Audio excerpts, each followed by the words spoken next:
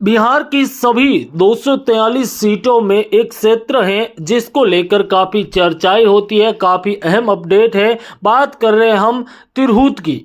जी हाँ दोस्तों, तिरहुत यहाँ पर प्रमंडल की सभी सीटों का विस्तृत एवं काफी चौंकाने वाला ओपिनियन पोल है वो सामने आ रहा है। ओपिनियन पोल में बताया गया कि किस सीट पर कौन जीत रहा है, कौन सी पार्टी की क्या स्थिति है, संपूर्ण जानकारी दे रहे हैं। इसीलिए वीडियो को लाइक, शेयर और चैनल को सब्सक्राइब जरूर कीजिए ताकि ऐसी अपडेट लगातार लेकर आते रहे।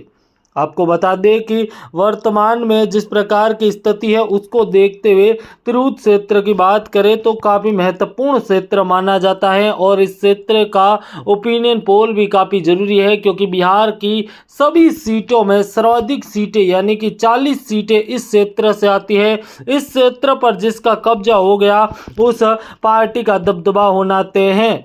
ऐसे में भाजपा, कांग्रेस और अन्य दल, आरजेडी जैसे दल अपना प्रभाव स्थापित करने के लिए इस क्षेत्र में दबदबा दिखाने के लिए हर संभव कोशिश करते हुए नजर आते हैं। काफी अहम और महत्वपूर्ण स्थिति यहां पर देखने को मिल सकती है। तिरहुत प्रमंडल विधानसभा चुनाव ओपिनियन पोल की बात करें तो इस जिले के अंतर्गत टोटल 6 जिले हैं और 40 सीटें आती है। मुजफ्फरनगर की बात करें तो 2020 में यहां पर बीजेपी जीती थी। इस बार भाजपा कांग्रेस की भी टक्कर हो सकती है। वहीं बेचहा की बात करें तो इस सीट पर वीआईपी जीती थी। इस बार इंडिया गठबंधन मजबूत नजर आ रही है। गयाहाट से बीजेपी इस बार मजबूत नजर आ रही है। औरैया से 2020 में भाजपा जीती थी, इस बार भी भाजपा मजबूत है। सकरा से जेडीयू जीती थी, इस बार कांग्रेस मजबूत है। पारू से बीजेपी मजबूत है। कटरा से बीजेपी पिछली बार भी जीती थी, इस बार भी मजबूत है। मीनापुर से आरजेडी पिछली बार जीती थी, इस बार भी आरजेडी मजबूत है। कुढ़नी से बीजेपी पिछली बार जीती थी, इस बार इंडिया अलायंस मजबूत है। बरूजा से बीजेपी पिछली बार जीती थी और इस बार यहां पर मजबूत है वो भाजपा मजबूत एक बार फिर। और काटी से इंडिया अलायंस मजबूत है। हालांकि पिछली बार बीजेपी ने जीत दर्ज की थी। कुल यहां पर 7 सीटों पर एनडीए, जबकि आपको बता दें कि इस क्षेत्र से 4 सीटों पर इंडिया अलायंस मजबूत है। सीतामगढ़ी की बात करें तो सीतामगढ़ी विधानसभा सीट से बीजेपी पिछली बार भी जीती थी, इस बार भी मजबूत है। वहीं रुन्नी सेदीपुर की बात करें तो जेडीयू मजबूत है, इस बार भी और पिछली बार भी जीती थी। जबकि बाथनाऊ एससी से इस बार जेडीयू को हार का सामना करना पड़ सकता है। आरजेडी मजबूत है। सूपी से बीजेपी पिछली बार जीत दर्ज की थी, इस बार इंडिया अलायंस मजबूत है। परिहार से आरजेडी ने जीत दर्ज की थी, इस बार बीजेपी मजबूत है।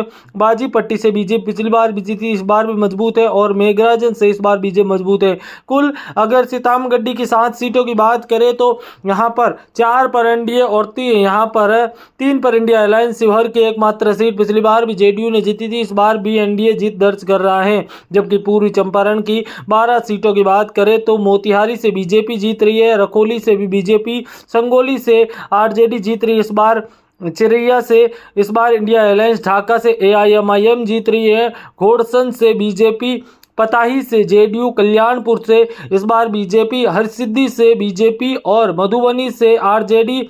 वहीं दोस्तों पकड़ी दया से इंडिया अलायंस और औरैया से एनडीए जीत रहा है। एनडीए को पूर्वांचल से बात करें तो पूर्वी चंपारण से टोटल है वो 8 सीटें मिल रही हैं, जबकि आपको बता दें 4 सीटों पर एनडीए। जबकि पश्चिमी चंपारण की बात करें तो बेतिया से बीजेपी जीत रही है, नाटियागंज से आरजेडी जीत रही है। जबकि आपको बता दें कि रामगंज से इंडिया अलायंस, चपनिया से बीजेपी, लोरिया से भी बीजेपी और सिकराट से आरजेडी जीत रही है।